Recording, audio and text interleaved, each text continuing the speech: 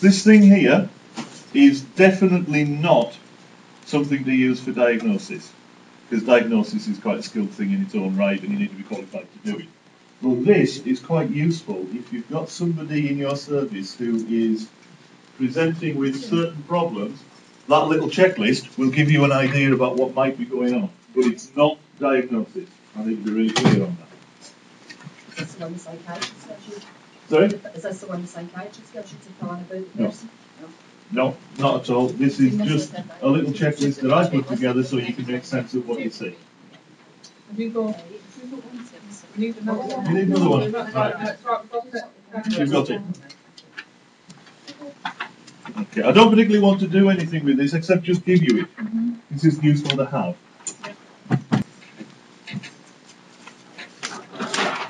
We've already said we've got anxiety, depression and psychosis, and they're the main types of symptoms.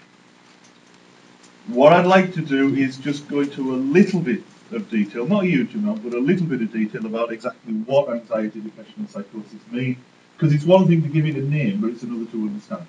So, I'm going to start by proving that I'm not a great artist, and I'm going to draw the outline of a human body, which always ends up looking something like Mr. Blobby, but never mind, there we go. Oh, actually, this is going to end up like Mr. Skinny, I think. Actually, that's not bad as it goes. That's better than usual. Usually it's all rubbish. That's not bad, that, for me. Right. Forget what happens in your mind. I don't care about that just yet. We'll get there. For now, the question is very simply, when you get anxious, what happens in your body? You get tense. So if we can say that's a muscle, that's your bicep, then you get muscle tension. What else? Indeed, you get a bit of restlessness. Right, this here, this is supposed to be a pair of lungs, a bit low down. Okay, very odd shaped, elongated lungs. What's the change in your breathing? What happens to it? It's rapid and shallow. Rapid and shallow breathing.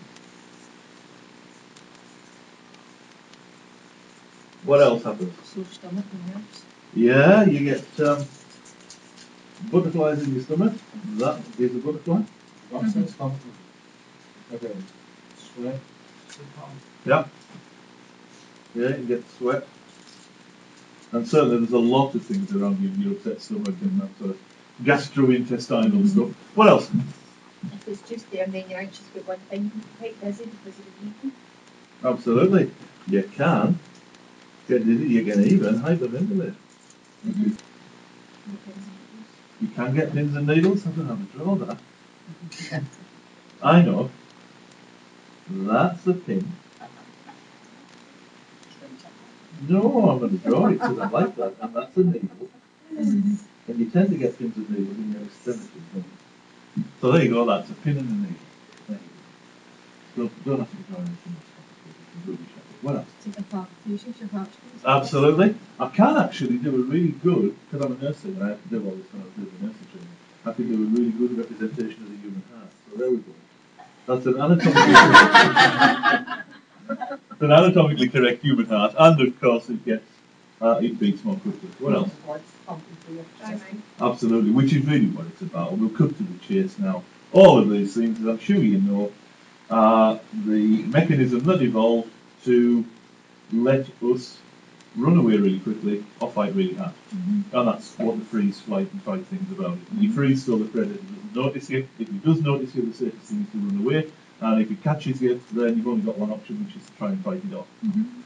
So, and all of this, your muscles get tense. The reason your muscles get tense is because they have to, so your body's repairing you. That's why your breathing becomes rapid and shallow, because that's the most effective way to get lots of oxygen into your bloodstream. As long as your heart's pumping quick enough to pass it round. You sweat because all of that generates heat, so that's your body's cooling mechanism. All of that stuff, there's a reason for all of this, and it's all designed to make you expend a great deal of energy in a very short time. Which is also why, if people are anxious and they run away, when they stop, they're really, really exhausted. It's because you freeze, flight and fight, there's just got all of the energy available, and basically downloaded it all, dumped it all, to make you go fast. Make sense? Right, here's a question for you then. Why do we get butterflies? Yes. Yeah, but why that? Why did we evolve that? Why Yeah, do we call it that? no, why have we evolved it? Because we could have evolved blue noses when we frightened, if that would have been helpful, but there's no point in evolving blue noses because there's no advantage to it. But we evolved. You don't get a nasty one in the nose, you get this in the tummy. All right, but why did we evolve that? Why? What's the benefit to butterflies when we're anxious? That's just a phase mechanism. Yeah, why? What does it do? It will warn you. Ah, no, it's more than that. It's better than that. Cracking. Cut to the cheese. Yours is an All right. apple valley in your body. Your stomach is a really expensive organ in terms of blood and nutrients. Digesting food takes a lot of energy. When you're in freeze, flight and fight, you need as much energy as you can to go to the big muscles in your arms and legs so you can run away or fight really hard. So you don't want to waste energy digesting your dinner when you might be about to become dinner for somebody else. Does that make sense? Yeah. So, when you get butterflies, it's because your body's anxiety response has reduced the blood to your stomach. Well, adrenaline is one of the things that makes it happen. Yeah. But the reason why it makes that happen is because of the economy of oxygen and nutrients. Because you need it to go to your muscles. Which is sort of interesting, but it doesn't get us very far, does it? Keep that thought though, because what we're going to do next with it will tell you this is the key to dealing with somebody with anxiety problems. But I need to ask you, first of all, how many brains have you got? Open bit. Definitely open bit. How many brains? One person? Yeah. No. Cells? No, not cells, brains. A brain, the whole thing. Compartments. Yeah, okay, how many bits? Sections. How many bits of the brain have you got? 4? No. It's less than 4, and it's more than 2. 3! Linda's a genius. It depends how you cut it, of course. You can go 2 and say you've got the 2 hemispheres. But if you go inside out, so you start with the bit right in the middle, you've got 3. The first one is the limbic system. I'm going to call that the reptile brain, though, because even crocodiles have got one of them. And birds and just even little fishes have got a rudimentary limbic system. Doesn't do very much. All it does is freeze, flight, fight, feed, reproduce. And that's all that the limbic system does, which is why crocodiles don't have lots and lots of mates, because they don't have the brain that would allow them to relate to other crocodiles. Sorry? Yeah, they can't. The brain won't do it. That's why you might see a lot of crocodiles in the same place, but it's not because they're socialising, it's because that's where the antelope cross the river or wherever it might be. They're not social animals, because their brains won't let them. We've got that as well, but we've got an extra bit because we evolved in a different way. So we've also got the mammal brain. That's the bit that lets you relate to others. And that's something we have in common with all mammals, which is why little bunny rabbits hop around and play with each other in the field at dusk, and why cats snuggle. And all of that is because they actually do understand the value of interaction with other mammals. Make sense? Yep. And then we've got the bit that I'm going to call the primate brain. That's the bit that problem solves. If the mammal brain is the bit that tells you that you want to go and spend time with your mates, the primate bit is the bit that lets you talk politics in the pub while you're spending time with your mates. It lets you think and solve problems and do all of them complex things that we know is typically human. Does that make sense? Now then, remember what we said about butterflies. When you're in freeze, flight or fight, bearing in mind that the brain is an expensive part of your body as well, which bit of the brain do you need? The first one, the reptile brain. That's the bit that does the freeze, flight, fight. So you don't want to waste any energy on being friendly or talking politics or doing the Times costume, because your job is to run away. Make sense?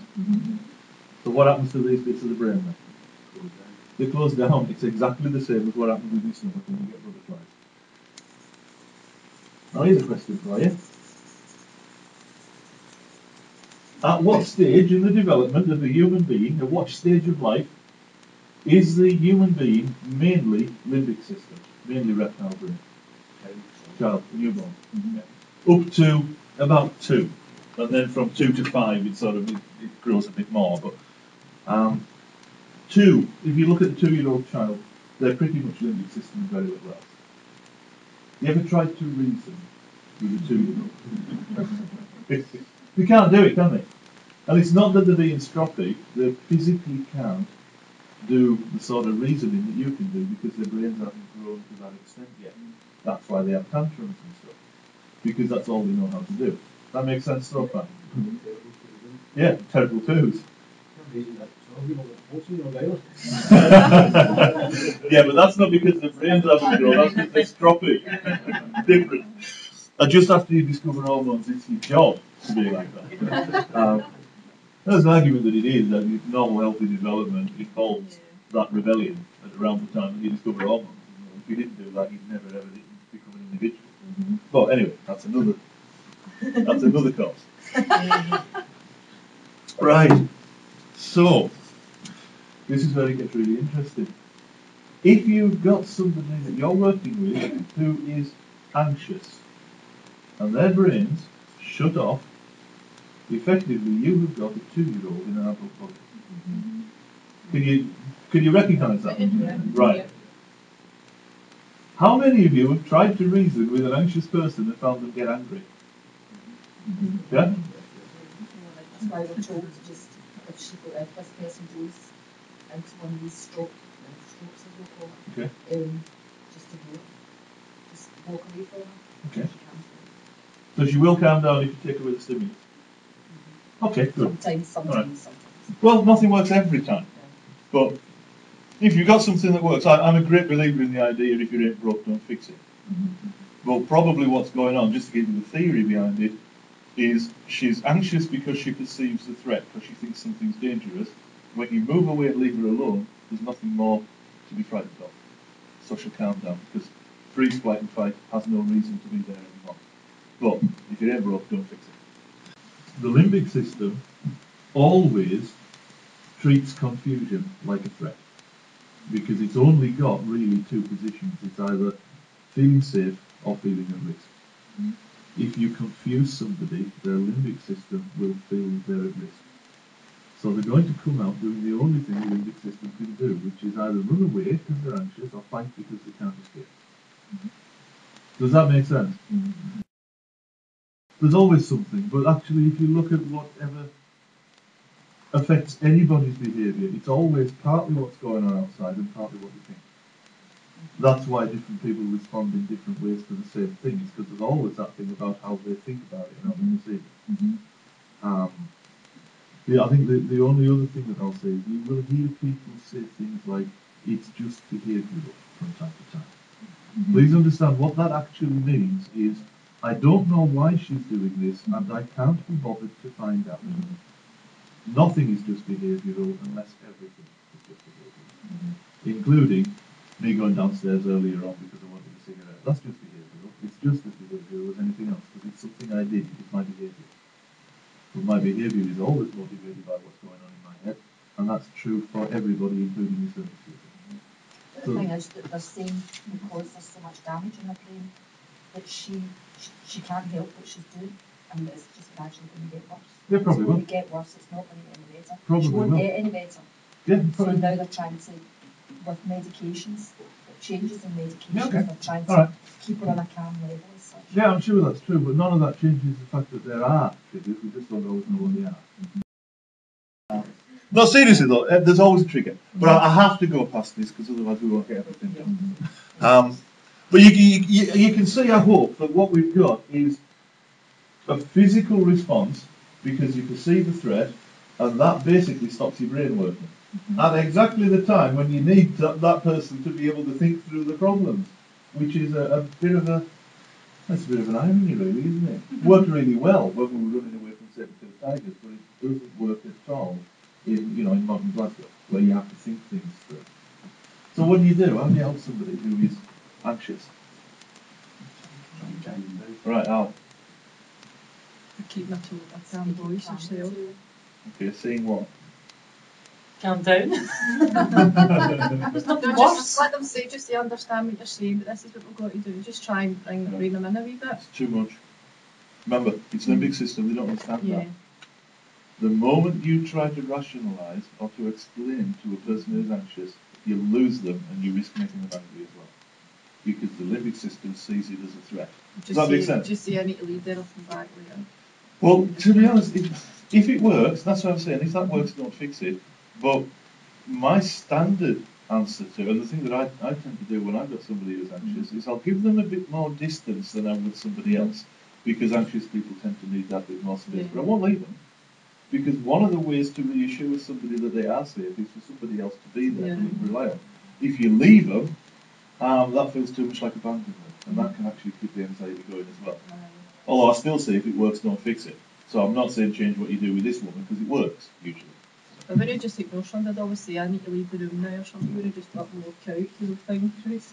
Well, but even so, if your standard response is to leave, you're probably not giving them what they need. What we were told to do was leave her while she's kicking off. Mm-hmm. But then every, say, maybe 10 minutes, go up and say, would you like to get up off the floor? Or you calm, do you want a cup of tea? And if she turns out, if she's still anxious and she's still shouting at you and swearing and kicking and spiting and biting and whatever, go again. Okay, so you leave give him her because another, leave her for a reasonable period of time and then return to her. so you leave him because of your safety. Yes. Yeah, cool. Your safety comes first. I absolutely support that. But if you're safe, then probably leaving isn't the right thing to do. But if you're in danger, or if you're not there as a punchback, fair enough. If somebody's going to hit you, leave. I agree. Fair enough. But the real trick is to be there, but don't overload that person's thinking. And that's the big mistake that most people make. They try to fix it. You can't fix it. What needs to happen is for the freeze, flight, or fight response to go through what it has to do, get rid of that energy, and then they'll calm down. You can sort of speed it along by being there and being calm. But don't try and engage in discussion. It's like talking to a 2-year-old at one word. You okay with that? Yeah. And the other thing I need you to bear in mind about that is it's about solving a problem. Anxiety is always about solving a problem. Even if that problem is just that they're frightened and they want to get away. But it's always about making things better. Don't try and stop that person from solving the problem they've got. Because that will just prolong the anxiety and it might become angry. You okay with all that? Any questions, comments or challenges about that? Some of them will just want someone to listen to it. They might well, yeah. Listening's fine. Talking at isn't. Yeah, but listening is fine. You know, if somebody, and very often what you get, there's a thing called flight of ideas. And actually, this is one of the nice bits about our anxiety response, because you can see exactly why it evolved the way it did. Anybody seen Jurassic Park? You know in Jurassic Park, the velociraptors, they hunt in a pack of 3. And one of them gets your attention and the other 2 get you from behind. That's modelled, when I've talked a documentary about the film and how it was put together. That behaviour is modelled on the behaviour of lionesses, because that's what they do with antelope. One of them will distract the antelope or chase it towards the others or what have you. But they've got 1 decoy and 2 that will go in for the kill. It's likely that saber-toothed tigers did that as well, because they're feline predators. Probably hasn't changed for a long time.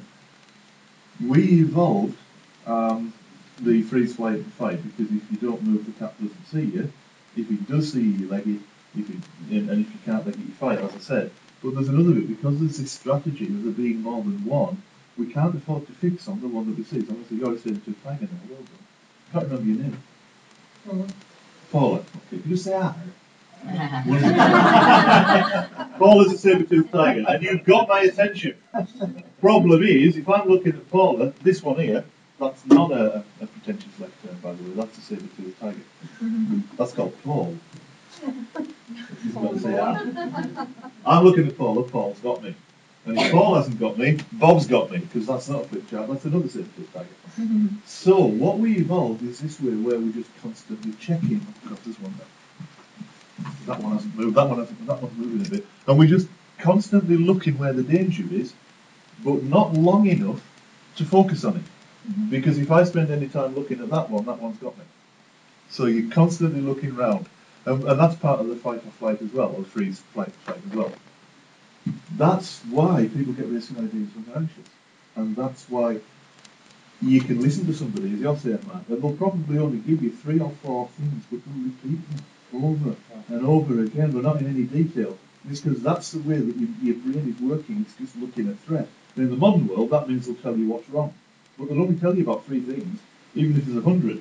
They'll tell you the 3 that are most important to them over and over again. Have you noticed that?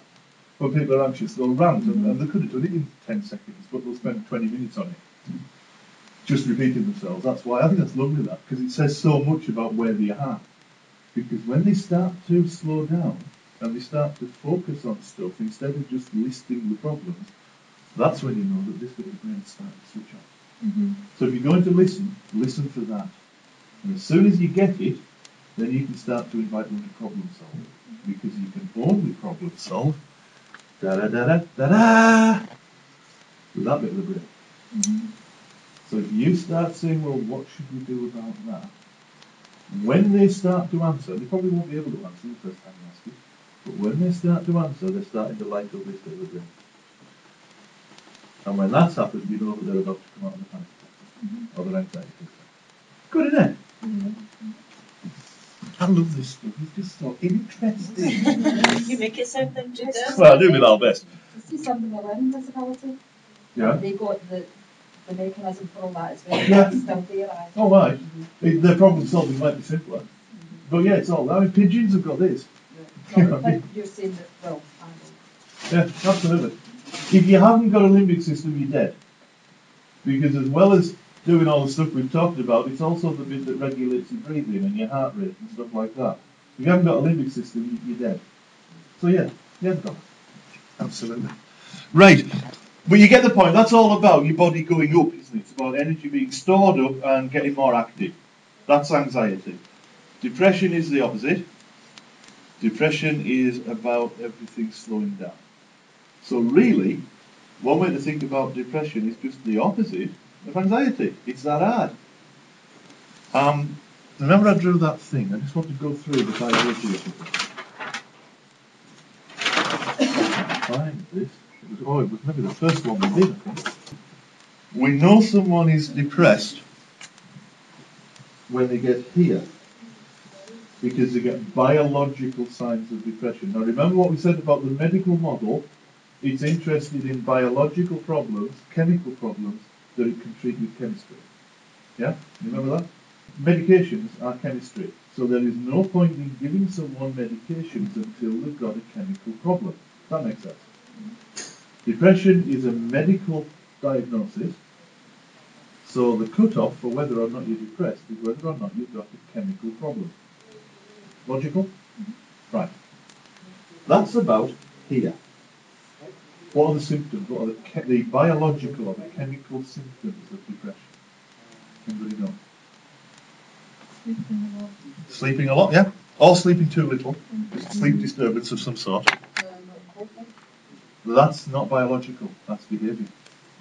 Loss of interest in everything. Yeah, apathy, what we call that.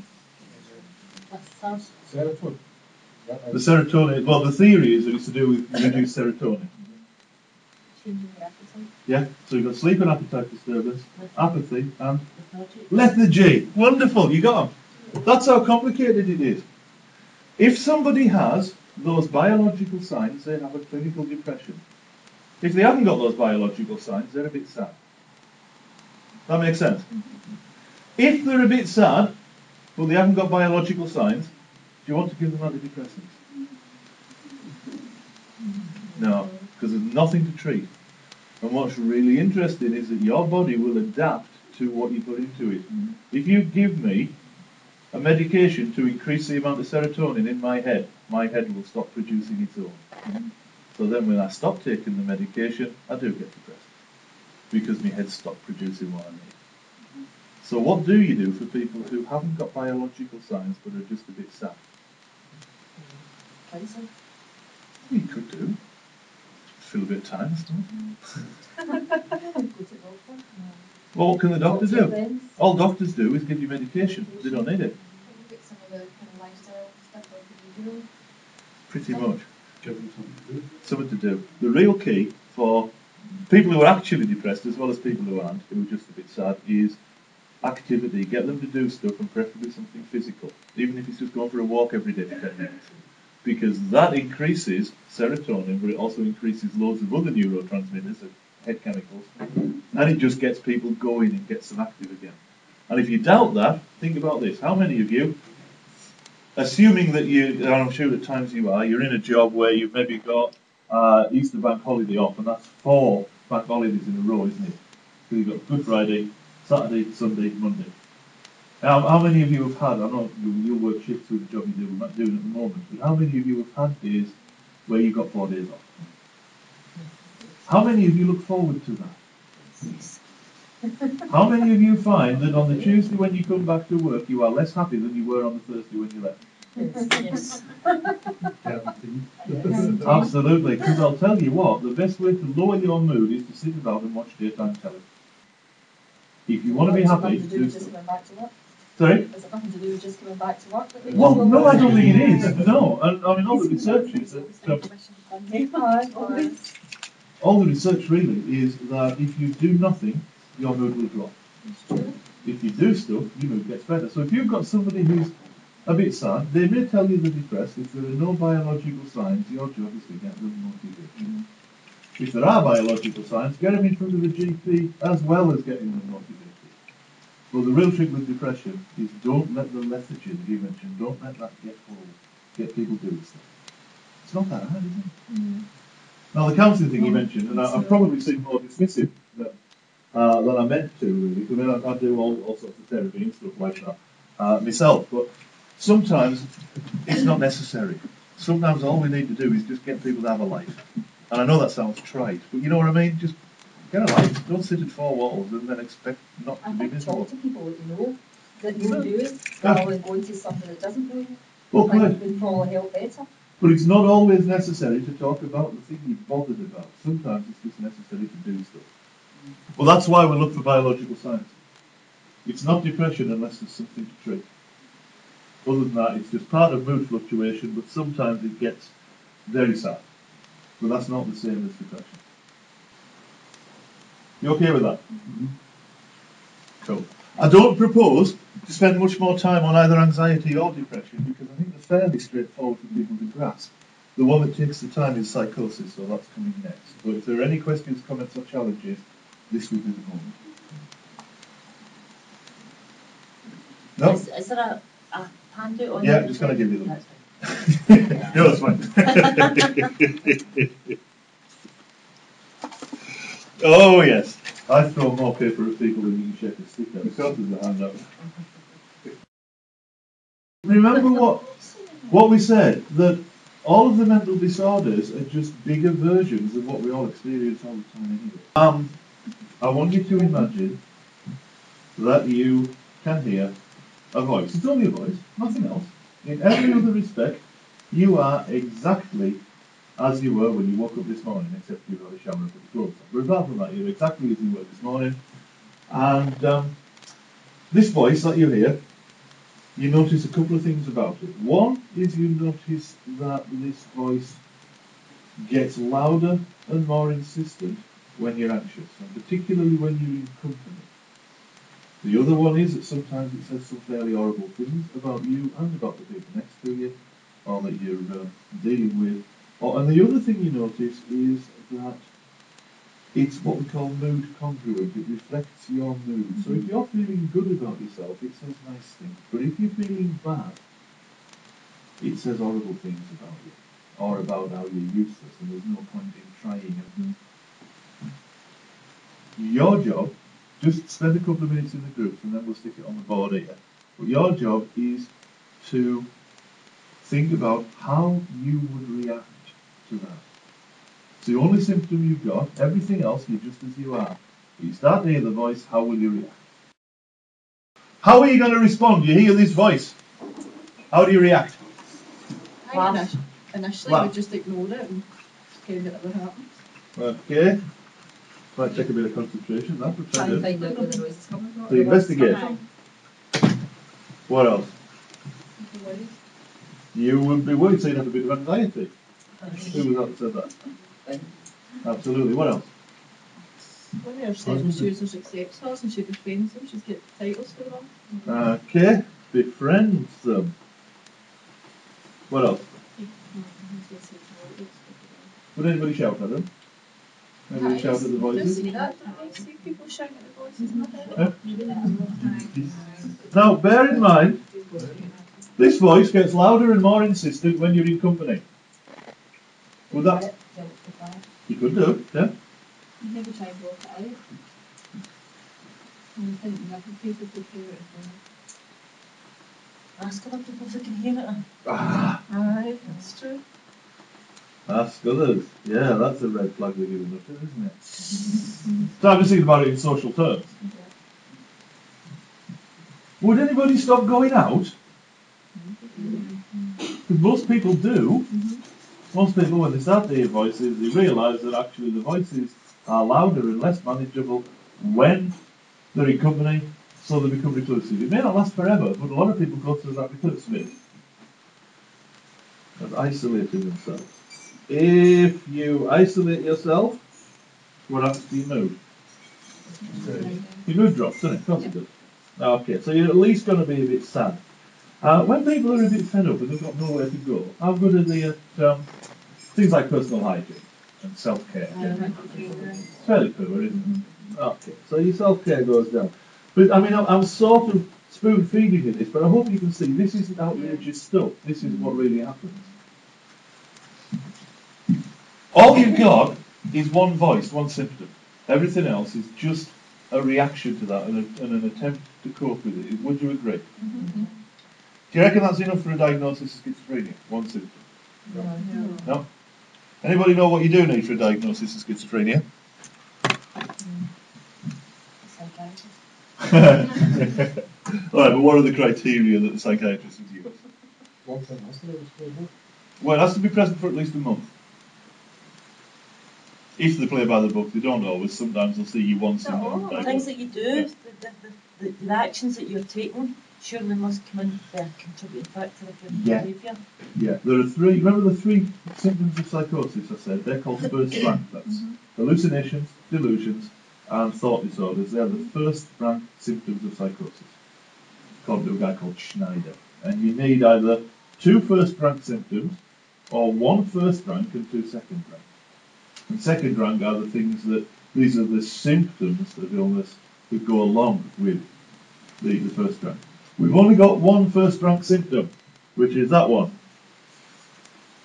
So we need 2 second rank symptoms to have a diagnosis of schizophrenia. You with me so far? Yeah. Have we got 2 second rank symptoms? Yeah, we have. Yeah. We've got that one. We've got that one. We've got that one. We've got that one. We've got that one, that one, that one. And oh, congratulations, you've got schizophrenia, well done. But they're coping strategies, aren't they? They're not symptoms. They're just probably not the best way to react. Does that make sense? If you get a diagnosis of schizophrenia, what happens? You get medication. If you get the medication, what happens? Here's an interesting little statistic for you. What percentage of people in this country do you think recovered from schizophrenia in the 1940s, before we had any antipsychotic medication? Oh, it's higher than that. Less than that. 60? 33, thereabouts. It's about a third. By the late 1970s and early 80s, we've got a range of better antipsychotics. What percentage do you reckon? 33%. Then we get the atypicals, the really, really expensive, all singing, all dancing ones like Closeril and stuff like that. In the late 1990s, what percentage? 10%. Right, rural India, a place called Chandriga. And in Chandriga, they have no medication, they have a subsistence economy, you get in them fields or you start to die. What percentage of recovery do you reckon? 89. 89% recovery with no meds. Interesting, isn't it? Well, the argument is twofold. First of all, They're part of a society. It's a subsistence economy. They can't afford to carry them. Don't care if you're in the voice, you get in them fields. So they have something to focus their lives upon. Rather than sitting around in a bedsit, looking at four walls, thinking about how bad they feel. If you think about it, how many people do you know with a diagnosis of schizophrenia who've got a job and lots of mates? So do you think they get reliant on help then? I Makes think things worse? I think we do them a disservice to think it's that simple. I think the large part is that our society stigmatises and alienates. So they end up, they have got nothing except you can go down There's so many skills then. well, yeah, you can go down the day centre and talk to other people who are also rejected by society, but you're not allowed to be with nice people. So you've got a bedsit, four walls, and you do your late, you're quite right. You've got your day on. And what we do is, if you've got somebody who, let's say that that's very high meds, and that's no meds. If you've got somebody who's up there on very high meds, what we'll do is we'll start looking at coping. We'll build that up, and as we build that up, we'll take that down. If we could change the way that people reacted to the voices for people with a diagnosis, that's what recovery is. And it's not just about schizophrenia. If you look again at the stress and vulnerability model, which is over here somewhere, if I can find it. Anything you can do with psychosis, you can also do with depression, and you can also do with anxiety, because it's just about coping. And as you teach people to cope and help them and manage them and support them to cope, then what you're doing is you're taking away the ability for that anxiety to get out of hand. And if the anxiety doesn't get out of hand, you stop going up. And then, what was your name, Deborah? Linda, I knew that was definitely. They're no more ill than Linda. Well, I'm getting that sound guilt, but you know what I mean, they're no worse than Linda. It was you we used this illustration for. Yep. Yeah. Otherwise it would be really odd that it's out of the blue, just pick on you know. You see what I'm saying with that? So, people can get really, really annoyed about the fact that it's so easy to get that sort of diagnosis, but what I would say is turn it round. That's really, really positive, because it's equally easy to help people to take it away. And what you do is you work on coping, and that's why, remember who's the most important person in the care team? It's you lot. Because you're there, and you're the people who can work on coping. Good, isn't it? I think it's cracking that. I really do. I think no, honestly, I think it's absolutely cracking that, because the reality is, if you concentrate on developing somebody's coping skills and look at these areas of vulnerability, people like me who come and swan in and do an hour of CBT once every fortnight, we can go hand, because quite frankly, it's your stuff that makes the difference. But I was having a conversation about this in Manchester. There was a woman sat just where Sheila is. Can't remember her name now. We'll say it was Bridget. It wasn't, but we'll say it was Bridget. I got this thing going with this group where I just kept saying, who's the most important person in the care team? And everybody said, Bridget!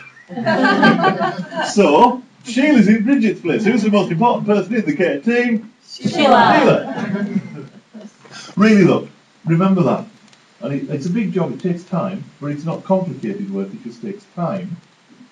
Then, you're not just dealing with anxiety, you're dealing with depression, you're dealing with psychosis. The damn sight more useful than people like me swanning in and out, giving depot injections, and whittering on about CBT. You said somebody with brain damage that's been done through like strokes and things like that, and in the vascular dementia and things. You're saying you could cope with that, doing that? Well, what? We've been told that the damage is already done and there's no going back. Yeah, that's right. Yeah, that's absolutely right. I'm talking about the functional. Something that like the normal person with schizophrenia, as such. Not What a strange way to put it. I know, you know what I mean. I'm talking about what we call functional disorders. Now, the jury's out on whether schizophrenia is functional or organic. I personally think it's functional. Organic means it's got a physical cause in the brain. But that's why I'm specifically not mentioning dementia when I'm talking about this stuff.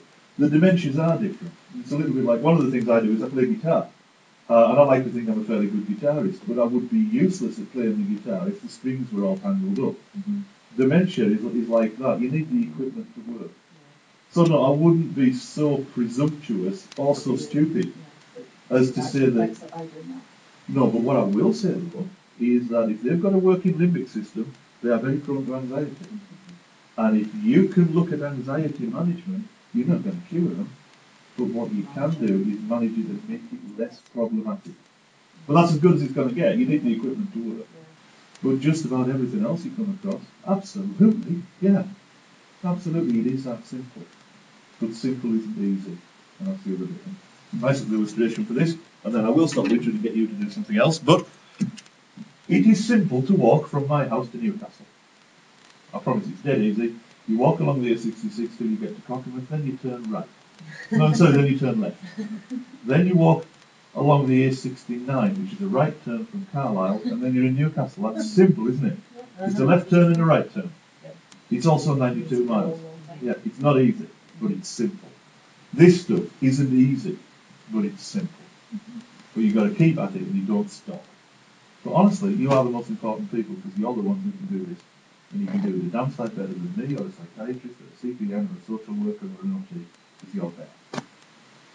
Good, isn't it? Mm. Yeah, just to pass the box. Thanks very much.